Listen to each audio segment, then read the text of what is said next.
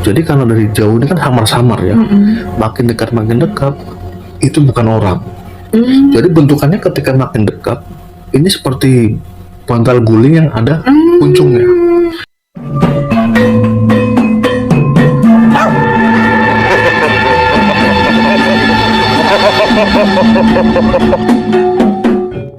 Assalamualaikum warahmatullahi wabarakatuh.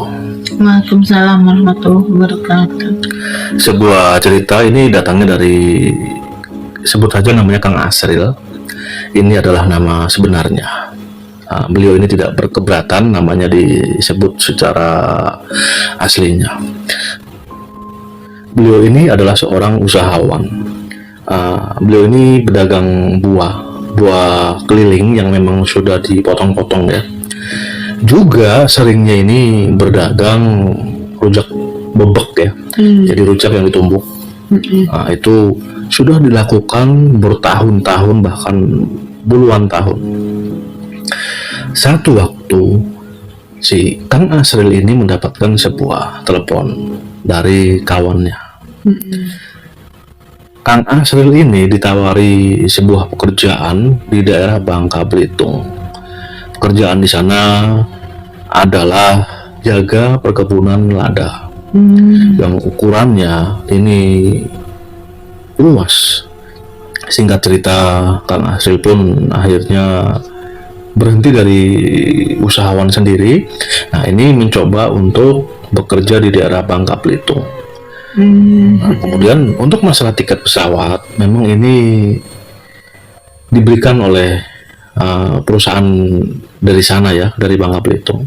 Itu sekitar bulan Januari 2020. Datang ke sana, dan di sana itu sudah ada pekerja lain yang kurang lebih ini jumlahnya ada hampir 15 orang. Jadi tugas mereka di sana ini selain memang untuk pembibitan lada, pemupukan lada, juga memanen lada. Bahkan tidak jarang dan sering ini mereka ini mengepak hasil dari panen lada tersebut. Awal-awal memang Kang Asril ini ya biasa hidup di kota besar ya. Ketika hidup di suatu daerah yang apalagi ini posisinya di perkebunan yang luas, ini ada jet lag, ada seperti tidak betah. Sampai akhirnya itu berjalan beberapa bulan. Nah, sebelum ada serangan COVID-19 ini, teman-temannya dari Kang Asril ini bilangnya sih izin pulang kampung sebentar. Hanya beberapa hari. Hitungannya ya mungkin seminggu sampai 10 hari. Udah itu, rencananya akan balik lagi ke tempat tersebut. Rencana hanyalah rencana. Yang semula akan balik lagi ke tempat perusahaan tersebut, ini tidak bisa karena ada serangan COVID, bahkan istilahnya lockdown.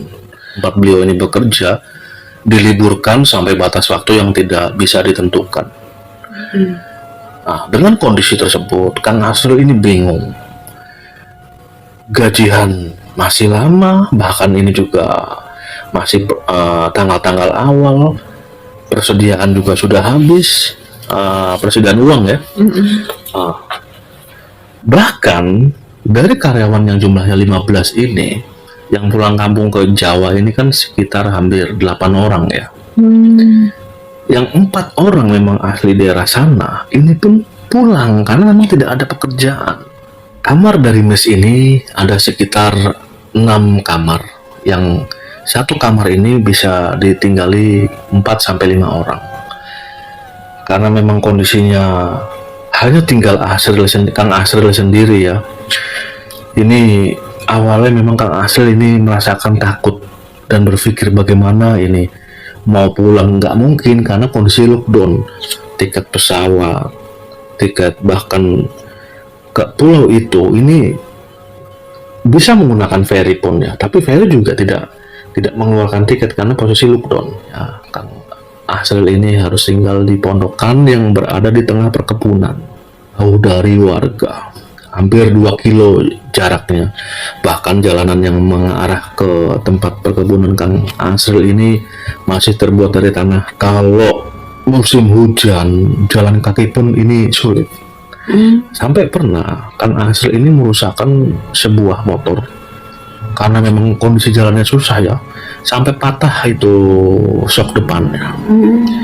Ya, Kang Asril mau ceritakan di sini ini adalah pengalaman horor Kang Asril ketika tinggal sendirian di tengah pondokan yang berada di Punan Lada.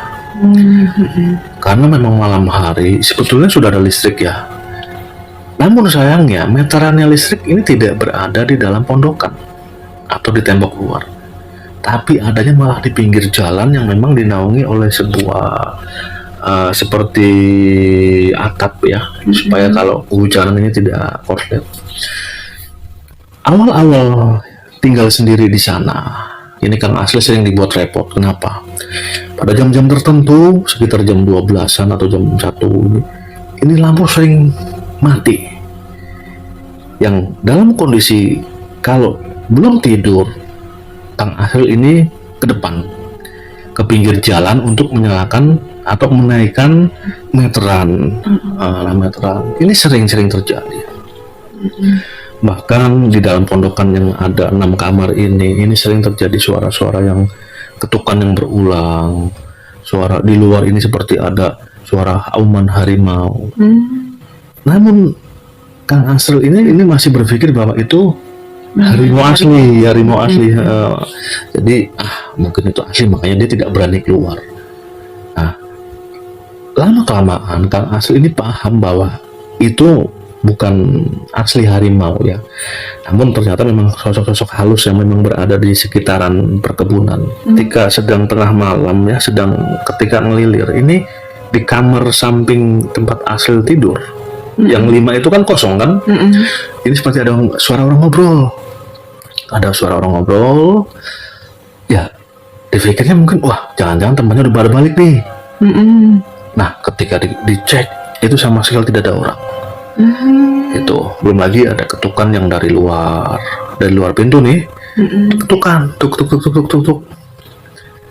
Ya awal-awal dibuka, namun karena udah sering mengalami kejadian itu, ya udah dibiarkan saja. Asril juga mengalami sedihnya ya karena kondisi tersebut. Jadi karena lockdown itu beras ada, namun tinggal hanya beberapa butir. Nah, saking laparnya Kang Asril ini akhirnya mencabut singkong. Namun singkong ini seperti kecil-kecil. Singkong itu direbus, namun hanya kulit luarnya yang dibuang. Jadi kulit arinya singkong itu tidak dibuang. Ternyata di situ Kang Asril keracunan. Keracunan sampai muntah-muntah, sampai istilahnya tidak bisa berjalan karena terlalu sering muntah lagi. Sampai Kang Asril ini berpikir, wah jangan-jangan ini aku mau meninggal. Aduh, serem banget. Ini yang difikirkan oleh Kang Asril. Namun di tengah rasa bingung itu, Kang Asril ini mencoba menenangkan pikirannya. Jadi dia ini berusaha lah istilahnya gitu supaya tidak panik kan. Sampai akhirnya Kang Asril ini ada seperti ide. Nah, dia ini memasukkan sejumput garam ke air ya. Kalau air kan memang ada. Diminum itu sampai rasa mualnya ini agak berkurang. Dan pagi harinya pun bangunnya masih lemas lah ya. Akhirnya dia ini ke rumah warga dengan kondisi terhuyung-huyung. Selain keracunan juga kelaparan ya, karena kondisi makan memang sangat memprihatinkan. Lah kejadian itu akhirnya bos ini walaupun memang tidak ada pekerjaan, namun masih ada tanggung jawabnya. Akhirnya dibelikanlah Kang Asril ini beberapa, bahkan mungkin ada 25 liter gram beras ya, untuk persiapan. Ya ini Kang Asril pun akhirnya bersyukur banget. Kenapa? Ternyata bosnya masih ada perhatian, walaupun memang sudah tidak bekerja di sana. Kembali lagi ke cerita misteri yang memang dialami Kang Asril ya. Ini pernah ketika Kang Asril ini ya belum begitu malam, namun ya karena di dalam perkebunan dan dia hanya seorang diri, Kang Asril ini samar-samar ini seperti ada yang datang ke arah dia dari jalan depan, dari dekat jalan raya ini seperti arah ke arah dia. Namun ketika makin dekat, ini Kang Asril malah terengah-engah. Terengah kenapa? Jadi karena dari jauh ini kan samar-samar ya, makin dekat itu bukan orang. Jadi bentukannya ketika makin dekat ini seperti bantal guling yang ada kuncungnya. Ada kuncungnya. Serta merta udah Kang Asril ini langsung, karena dia lagi merokok ya, dilemparlah itu rokok langsung masuk ke dalam rumah. Sialnya lagi, sosok itu seperti tahu.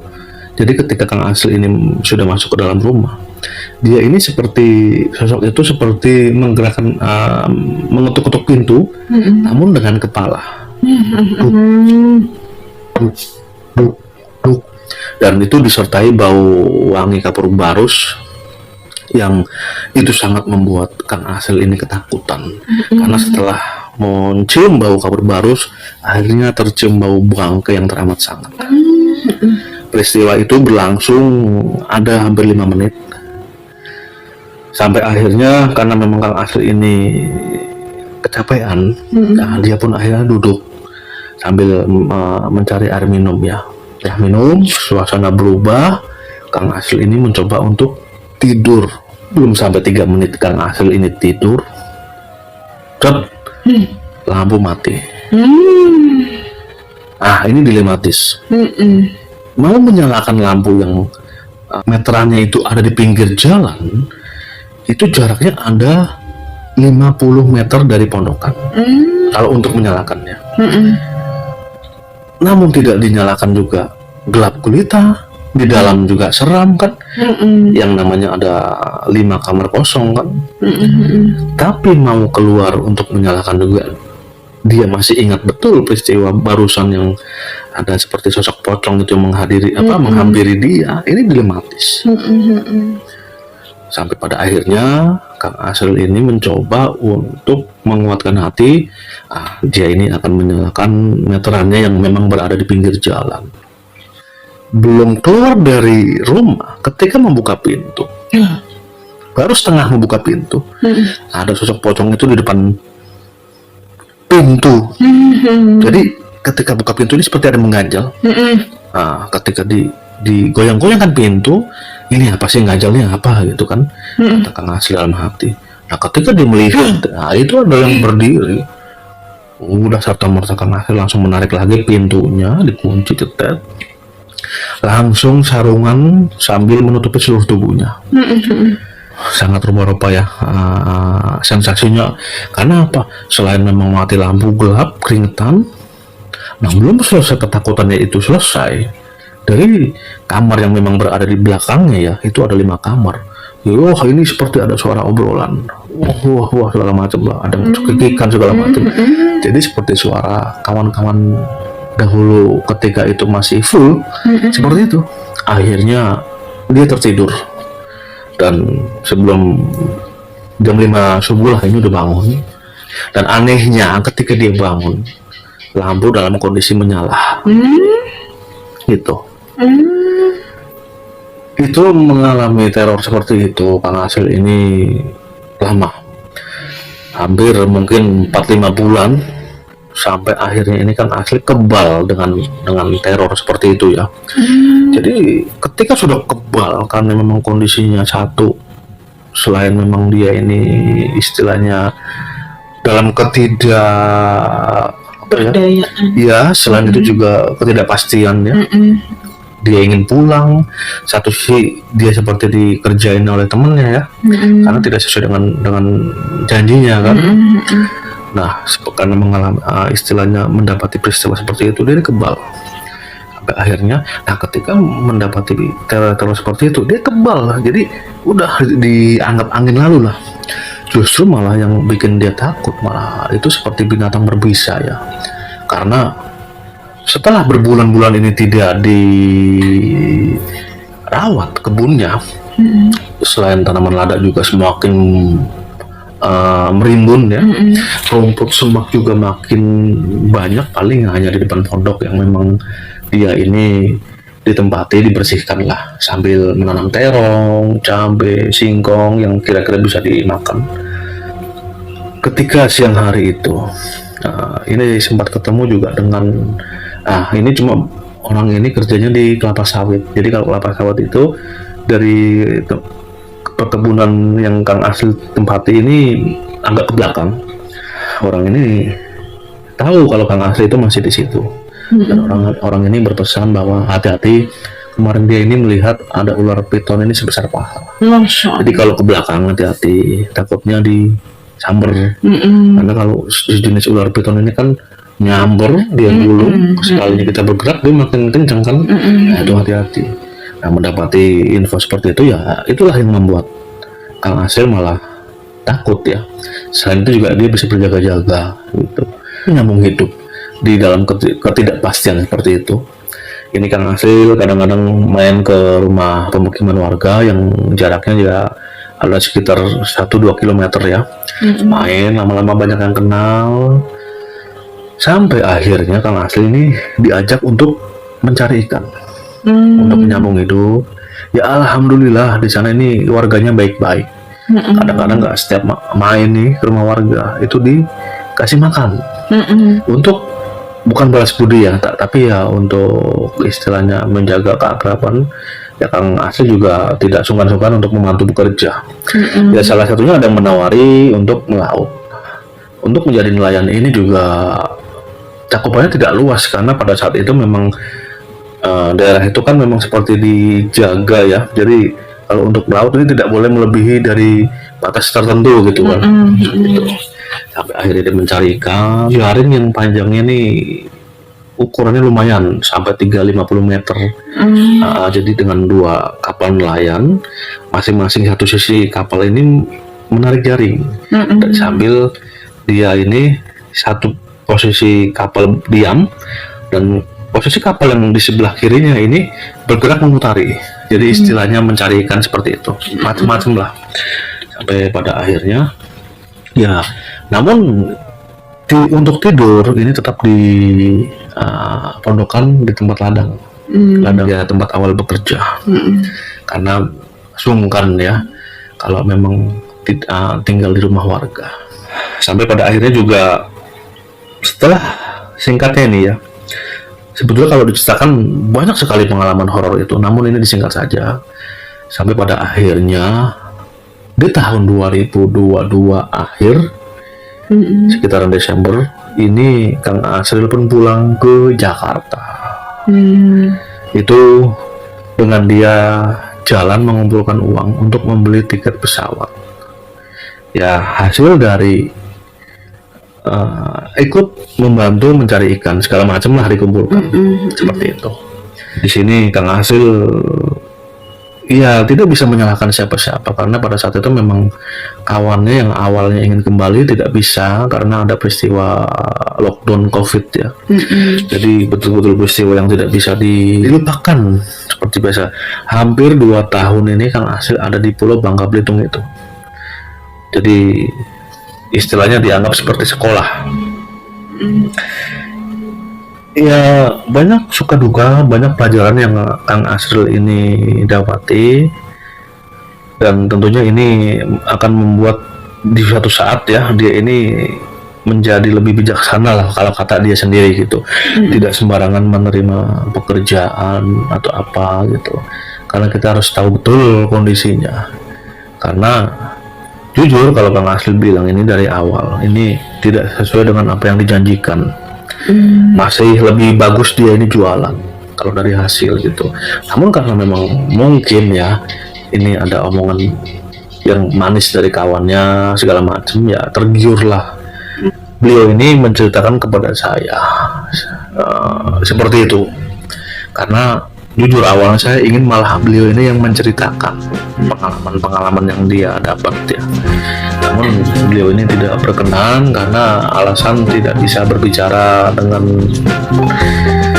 bercerita lah, intinya seperti itu. Jadi kurang lebihnya seperti itu yang dialami oleh Kang Asri, dan ini adalah kejadian nyata ya pemirsa dan kawan-kawan netizen. Di sini saya juga meminta maaf jika ada salah-salah kata, karena di sini tidak ada niatan menyinggung pihak manapun atau merendahkan pihak manapun. Ini murni adalah hiburan semata. Tidak panjang lebar saya ucapkan juga wassalamualaikum warahmatullahi wabarakatuh. Waalaikumsalam warahmatullahi wabarakatuh.